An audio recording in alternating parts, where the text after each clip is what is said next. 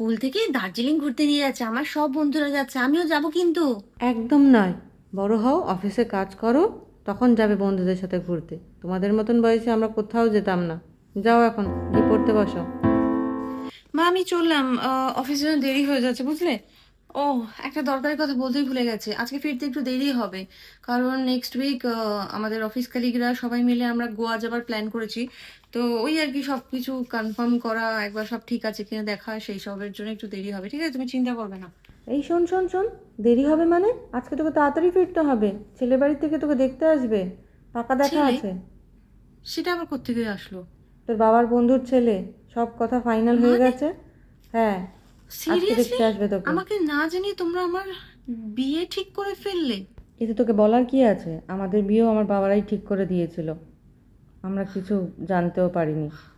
আর ভালো মানে ছেলে, আমি যেটা আমার বাবা দেখেছে জীবনে আমরা ঠিক করছি সেটাই হবে। সিদ্ধান্ত নিজে নিতে পারবো না। না, তুমি এখনো তোমার সিদ্ধান্ত কিছু নিতে পারবে না। বিয়ে হয়ে যাক, ঘরের বাড়ি সিরিয়াসলি? যাও, নিজের সিদ্ধান্ত তখন নিজে নেবে। কি গো, বলছিলাম যে আমাদের বিয়ের তো 6 মাস হয়ে গেল, তাহলে আমি আমার আগের চাকরিটা আবার জয়েন করি নাকি? দাঁড়াও দাঁড়াও, চাকরি জয়েন করবে মানে? এই তো সবে 6 মাস হলো, আর একটু মানে সময় যাক।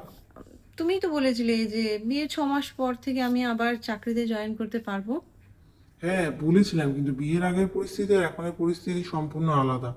মা তো এখন থেকেই বলছে কবে যে নাতি নাতনির মুখ দেখবো। বুঝতেই তো পারছো ঘরের পরিস্থিতি এখন অতটা ভালো না। একটু সবকিছু সামলে উঠতে দাও, তারপর জয়েন করো। আর সবে সবে বিয়ে হয়েছে, এখনই তো চাকরির জন্য লাফিও না তো। আমি তো চাকরি করছি, তোমার কিসের অভাব? তোমার যা লাগবে আমাকে বলবে। আর মা একা একা ঘরে সব কাজ করে, মায়ের হাতে হাতে বরঞ্চ তুমি একটু কাজ করো। আর হ্যাঁ শোনো, মা বলছিল তুমি নাকি ঘরে ঘোমটা দিয়ে থাকো না, নতুন বউ। এখন একটু কদিন একটু ঘোমটাটা দিয়ে থাকবে মাথায়, ঠিক আছে?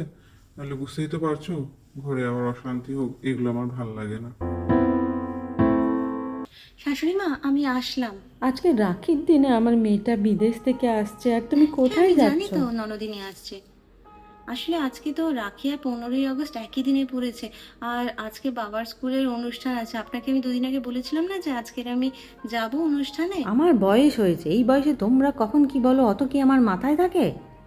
আজকে আমার মেয়েটা আসবে, ঘরের এত কাজ পড়ে আছে, আর তুমি এরকম সেজে গুজে বেরিয়ে যাচ্ছ যে? কোনো অসুবিধা হবে না, বেশিক্ষণ লাগবে না, আমি এই 3 ঘন্টার মধ্যেই ফেরত চলে আসবো।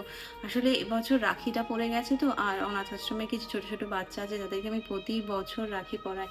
তো আজকে দিনটা খুবই স্পেশাল আমার জন্য। আজকে আমাকে যেতেই হবে। যেতেই হবে মানে?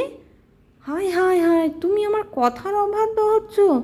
না না, আমি আপনার কথার অবাধ্য হচ্ছি না মা। তখন পই পই করে ওর বাবাকে বলেছিলাম এরকম যাকে তাকে নিজের ছেলের বউ বানিয়ে এনো না। বললো বন্ধুর মেয়ে, ভালো মেয়ে, এই ভালোর ছিঁড়ি। আর এগুলো তুমি কি পরে আছো বৌমা? বাড়ির নতুন বউ, সবসময় শাড়ি পরে থাকতে হবে, তোমাকে ঘোমটা দিয়ে থাকতে হবে। তুমি মাথায় সিঁদুরও পরোনি, কী সব রং দিয়ে এঁকেছো।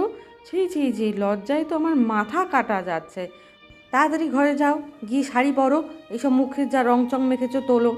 একটা বছর তোমার 15ই আগস্টের অনুষ্ঠানে না গেলে কোনো মহাভারত অশুদ্ধ হবে না। আর ওই অনাথ বাচ্চাগুলোর প্রতি এত পীড়িত দেখানোর কোনো দরকার নেই। নিজের ঘরের মানুষগুলোর যত্ন কিভাবে নেবে সেই কথাটা চিন্তা করো।